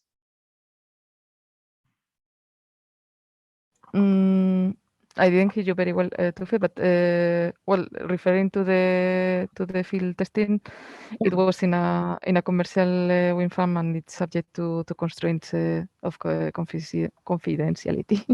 So I'm afraid that it's not openly available. Okay. We at least have the LES data and the CL-Windcon internal data set also used in FarmConners, which I will show in a second. So if we don't have any other questions, I can go ahead with the FarmConners presentation then, and also finish up the workshop for today. Let's see. Okay, thanks. Thank you so much.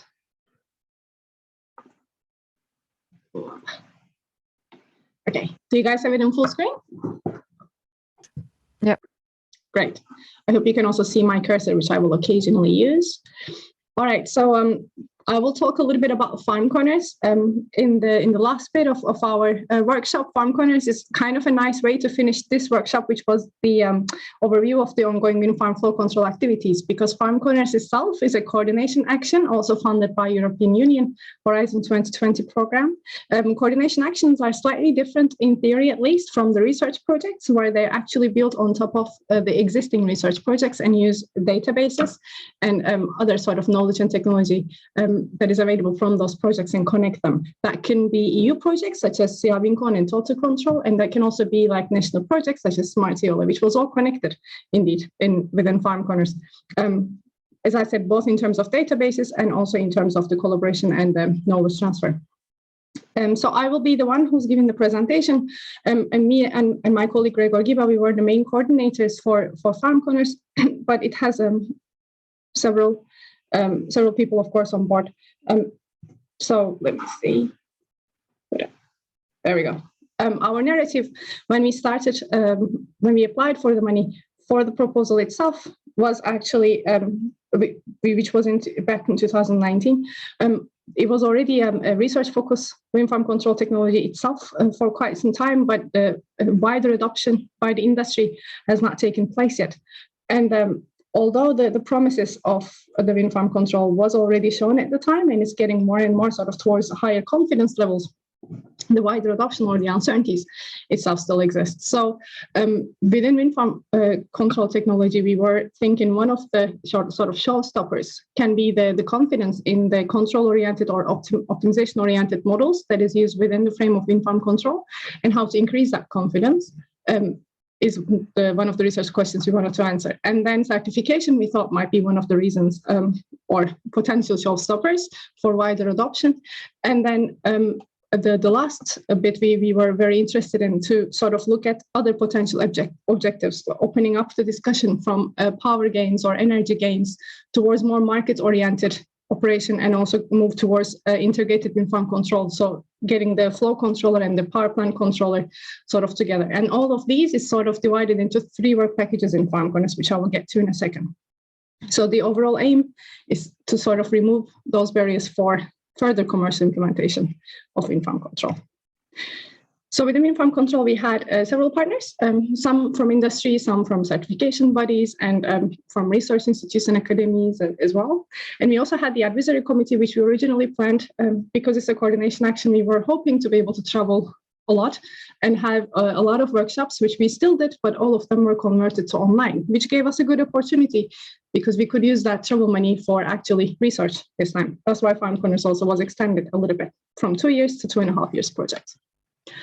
As I mentioned, the 3 research questions corresponded to 3 different work packages. So within the work package 1, we were looking at testing and validation with the hope of increasing the confidence in the technology, or at least the models, flow models particularly used within the technology itself. Work package 2 is looking at certification and standardization issues that is relevant for wind farm control. And then work package 3 is focusing on market and integration, so electricity market integration issues. And over there, we have defined several market showcases, but we have extended that discussion and analysis with several prospective publications, which is also coming up in a second.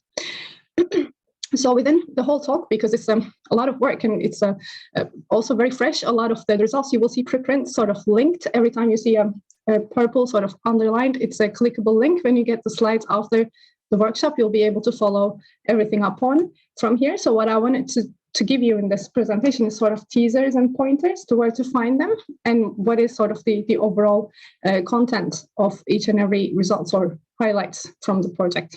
So within work package 1, which was focusing on testing and validation, we have the biggest sort of results from that is the FarmConners benchmark, which we've been talking quite a bit about within the task 44 discussions already.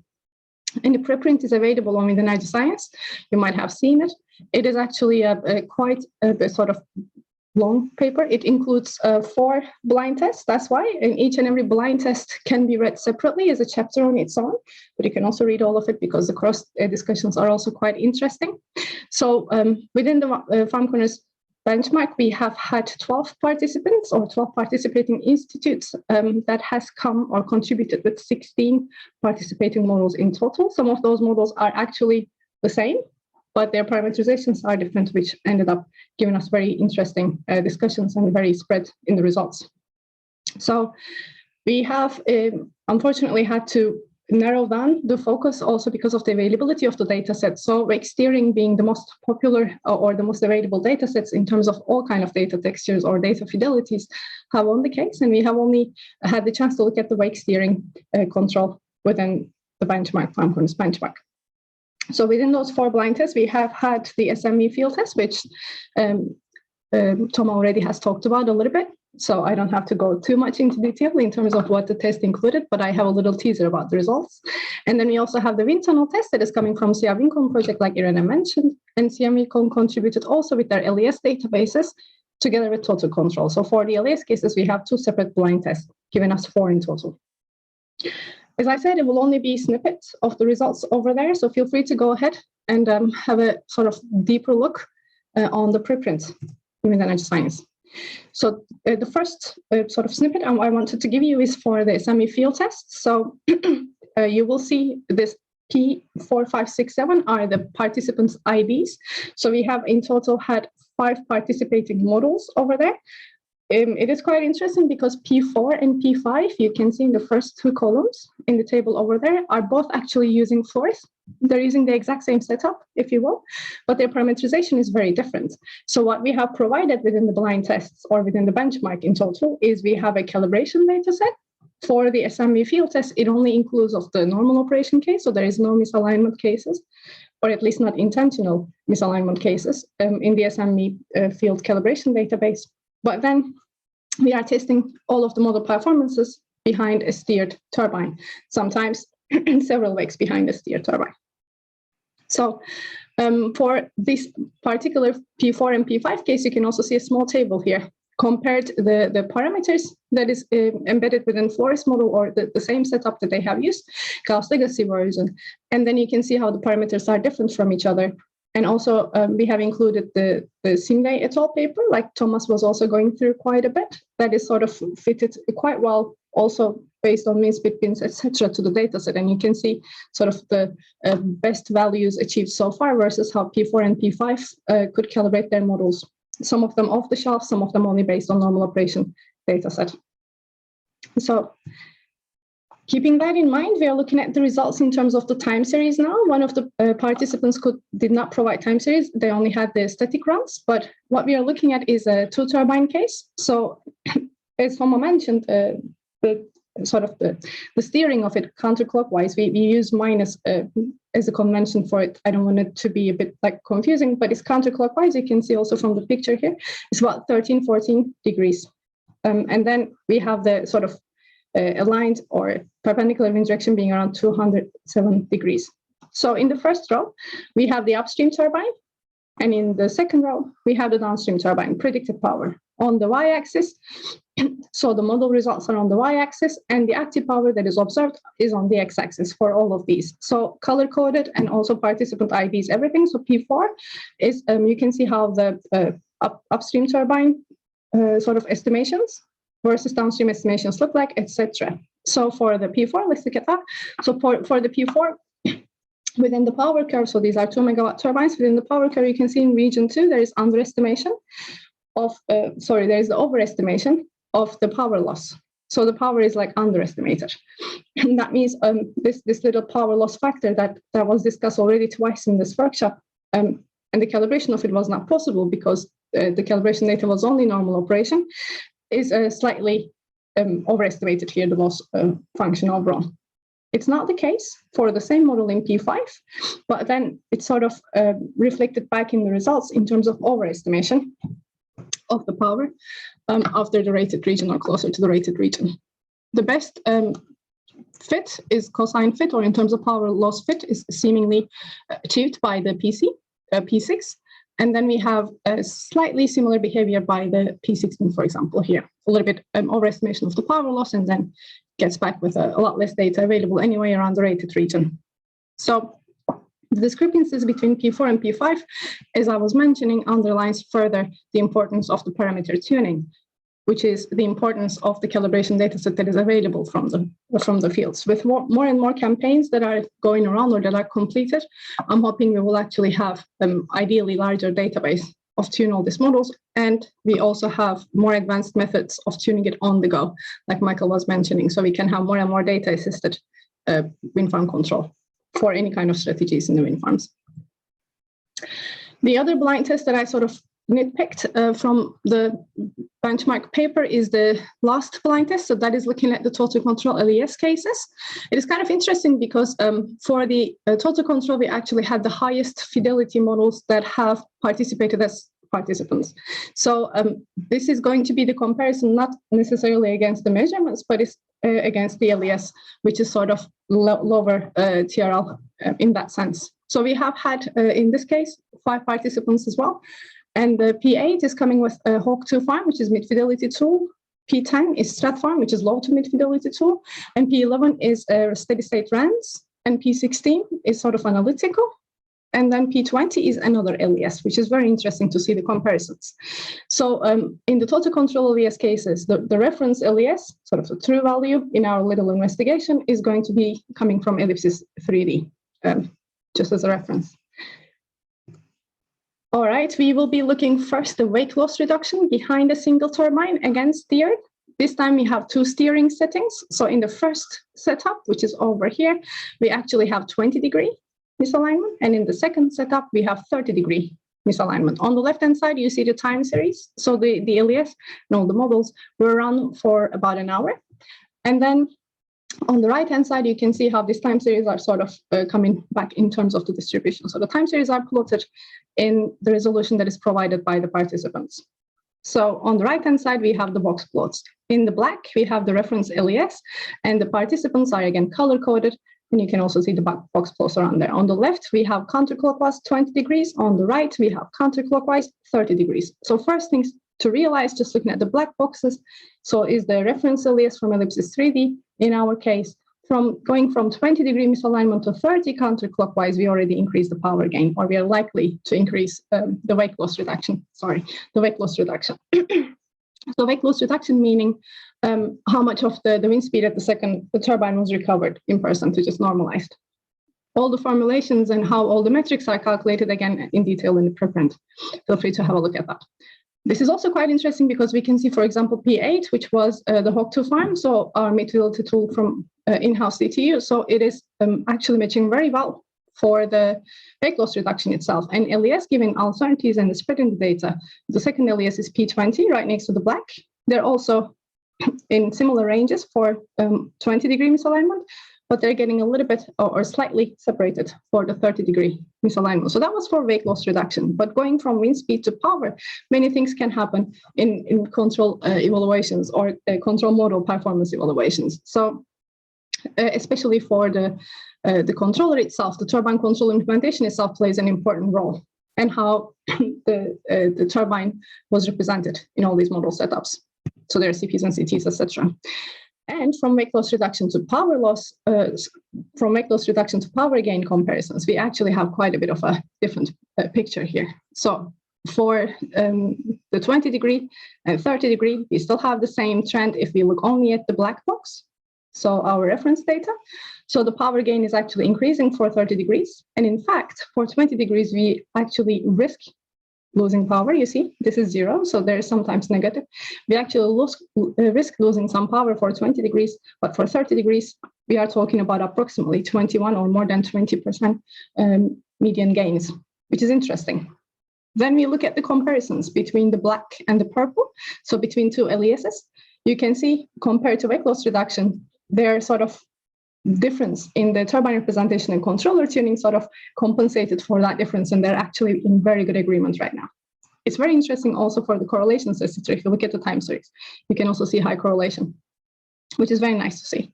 On the other hand, if you do the same comparison between black and green, which was Hawk2 farm, very well agreement in the weight loss reduction, so very well agreement for the flow modeling part, but turbine representation and the controller tuning seems to be different, so that the discrepancies is actually quite large, especially for the 30-degree misalignment. So this also tells us a lot of the other bits, so more than flow modeling that is actually coming into the comparison of the power gains, both for field implementation and also for code comparison overall. So within work package 1, apart from the benchmark, we also have a little bit of resources saved and spent on the grand challenges in wind farm flow control paper. That was also recently submitted. Preprint is available in Wind Energy Science. You might have seen it also. It's not just from or by the FarmConners consortium, it also is a collaboration between many people also involved in the IEA task itself. So in the grand challenges paper, we're looking at, we're having extensive state-of-the-art analysis. And there are 4 big chapters that discusses the flow physics, algorithms and AI, validation and industrial implementation of wind farm control, as well as the core design and how wind farm control play a role in integrating both control with system design. So feel free to go ahead and look at that paper also. And then in work package 2, we had certification and standardization. Remember, we had 3 work packages: testing and validation, certification and standardization, and then we will look at the electricity market integration. So for the work package 2, our biggest sort of deliverable is the final report that is updated in 2022, so very recently. We're currently waiting for the EU approval for this to make it fully public. Otherwise, after that, it will be available both in Codex and also in the project website, which I attached at the very end of the slides. So also for the certification discussions, it has been going on. The workshops have been going on pretty much halfway from the project. So for the last 1.5 years. And there's at least 2 very interesting ones, and they can be accessed from YouTube channel if you have missed them already. They were also attended quite highly, so they were very well received by the stakeholders. It's a very interesting discussion. So through those workshops, there was a team that was formed to have several load cases and define or update the existing load standard, as mentioned here. So the whole work package was run by the ENGIE, and also the reports, of course, with a lot of contribution from both within and outside of the consortium, actually, is updated in the position paper currently. But there is a discussion to make it into a journal publication, which I will keep you updated with an IEA task. Then you have the last work package, which is the electricity market integration. This has also been quite interesting, and several discussions have been initiated from there. So the first one we have looked at, and this is actually the published paper now, so you can go ahead again, click the link and see where it is. It was led by Irene. And then within the paper, that was one of the first where we discussed wind farm control and its role for the electricity markets. It's the initial perspective analysis, and through those discussions, we have realized that we do need a sort of a new vocabulary to be able to go to multi-objective wind farm control, or even more multi-objective wind farm control, if you will, because you start talking about different people from different fields. I remember when we say loads, we mean structural loads on the turbine, but when we start talking about the integration people or the grid people, the systems people, then they refer loads as being something entirely different. So these kind of vocabularies we needed to establish.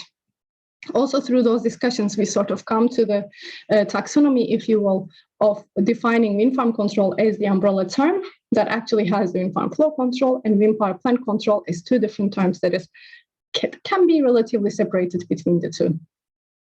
And then over there in the paper, we have also discussed a little bit about the future energy system perspectives, as well as future electricity markets. We have provided some prospects for the further adoption of the technology for the grid and electricity market participation. That's where we also defined or redefined the FarmConners market showcases. So feel free to go ahead and have a look. It also has a very interesting value proposition, also presented here. Feel free to have a look. It's also an interesting read. Then after the market showcases were defined, we have gone out and sort of hunted for participants to come for the market showcases. So within market showcases, what we wanted to have is to go from objective of increased power gain, for example, that was investigated in benchmark already, to more different objectives. So for example, one of them would be, Thomas briefly mentioned, when the TSO tells you to downregulate or gives you a set of power level as a maximum production, how would you downregulate, taking the load, structural loads into account at the turbines, for example. So we have defined in total 3 market showcases. One is high prices. So what would you do when the prices are high? Second is, what would you do when the prices are low? Would you shut down your turbines? Would you still produce a little bit, but maybe optimize more for the loads? And 3, what would you do when you have a TSO-driven case, for example, mandatory downregulation? However, given probably the research gap in optimization-friendly load modeling, we have not enough participants for cases number 2 and 3. That has also included load objectives, being the low prices and the TSO-driven cases. So we could only prepare high prices cases. And that's what I'm going to show you today. And that's what we have also submitted in Wind Energy Science and also preprint available. So over here, what we're seeing in the wind roses is the prices per sector. These are all synthetic data. So we were looking at the synthetic wind farm. We were looking at the synthetic time series of weather, a lot of weather parameters, and a very correlated time series for prices in 2020 and 2030 scenarios. So in 2020 scenarios, 2030 scenarios, you can see for 2020, the levels for maximum price is going about 32 euros per megawatt hour in this particular plot. This is a high prices scenario anyway, but then the levels go all the way to 90 euro per megawatt hour in 2030. But we should also remember there is devaluation, etc. for all those prices. So if you look at how the prices are sort of distributed around the sectors, we have been looking at 3 wind speed sectors, and they start from closer to the radial further up. So closer to the radial, so the first slice over there is 7 meter per second bin. The second one is 9. The last one is 11 meter per second bin. Same for 2030. And you can see how they're sort of at least slightly different between the 2 years. So you can have different sort of price distributions, different valuable sectors to implement your wind farm flow control in different years. That's one of the things we can see already from this plot. But since everything is based on synthetic data, there's no true value here. And we also did not necessarily specify which control strategy to implement. So wake steering, axial induction, all up to the participants. And we, in the end, had 2 purely wake steering control participants and 2 combined strategies. So combining wake steering and axial induction strategies from the participants. I want to show you just very briefly the results. I would really suggest you to go and have a look at the paper. It's very interesting, the discussions. So this is for 2020 scenarios where we are comparing the power gain, so the traditional metric, versus the income gain, which is sort of taking into account how much the power that you have gained per bin, given its prices, is going to give you value. So if we have a quick look, so these 2 participants are looking at sort of different layouts. The first participant is looking at a subset of the wind farm we have defined. So this wind farm definition is also from total control, by the way. So the one on the upper side is looking at 10 turbine layout, and here we have 30 turbine layout wind farm. They are separated about 5 diameters, X and Y. So over here, you can see, for example, for the 10 turbine layout participant, we have quite high power gains on, let's say, this sector, where we're looking at 205 degrees centered. But if you look at the income gain, this does not necessarily translate 1-to-1 in that sector. You can see there is much more money to be made, if you will, in this sector, although this is not necessarily the highest power gain sector. Similar analysis can also be done for the PH results with 32 turbines. One thing to keep in mind, though, as I mentioned, the wind speed bins is 7, 9, and 11 meter per second. And when you go for higher wind speed, 11 is like about the rated wind speed of the DTU 10 megawatt, which were investigated here, a reference turbine. So the more you are closer to the rated power, of course, the more power you're producing. That means the more energy you produce potentially for the same count. That means you can make more money overall. But still, very interesting results, and how the power gain, even when the prices are high, does not necessarily translate directly to income gain, is, I think, quite an interesting result, and tell us something in the field that to maybe extend our objectives for revenue optimization more than power optimization. Within work package 3, we also have had a follow-up paper from the first perspective paper I just mentioned that goes a little bit more deeper into how we can integrate this plant controller and flow controller together, how we can have the communication between these sort of traditionally separate fields together within the umbrella of wind farm control or integrated wind farm control. Over there, we have discussed several challenges in terms of the rate of transition in between those controllers, actuators, and update rates. Of course, the integration of the control objectives, whether both plant controller and flow controller want to do the same thing. We have discussed a lot about the overall system dynamics and the fidelity and how it sort of reflects back to the controller itself. And you can see the overall definition. So we start from turbine control, also with respect to their time scale. We start from turbine controllers here, and then plant controller at the closer bit. And then for larger timescales, we go towards the flow control, and for the largest, we go to an energy management system, which can be, for example, cluster control or even hybrid systems, etc. And of course, within the perspective, we're also discussing a lot about the standardization, and we also hint back at the certification section within the first perspective paper. It is submitted right now. The preprint is not available for that particular journal, but when it comes up, I will again post it on either on the wiki or on the Slack or both.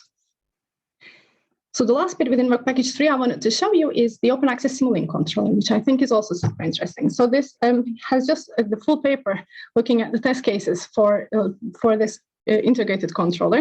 It has just been submitted to Wind Energy Science, so the preprint is not available yet.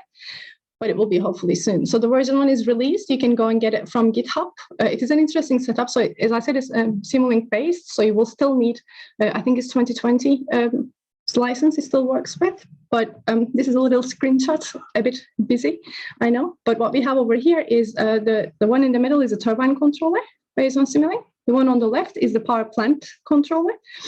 And then the one on the right is a flow model and flow controller. And that is based on Flores. So there is a little Flores wrapper for MATLAB that is also included within Simulink. Please have a look at version 1. And we would be very happy to get your feedback and maybe work further towards that for version 2 and 3, etc.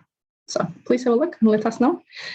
That concludes my talk, actually. And farmcontrol.info is where you can find the FarmConners information and publications. So thank you very much. Let's see if I can also reach the chat from here. Let me know if you have any questions.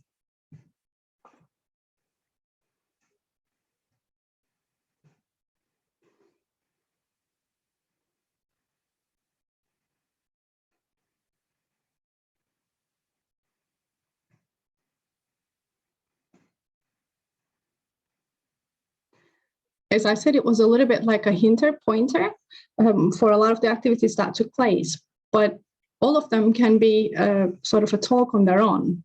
If there is a particular subject you want to see us discuss, please feel free to write to me. We can make it maybe as a part of these Friday discussions that is happening within the task itself, and or we can have that a part of the upcoming or another workshop within Work Package 4 as well within the task. So feel free to reach back to me regarding that also, what else you would like to see. Otherwise, I will stop sharing.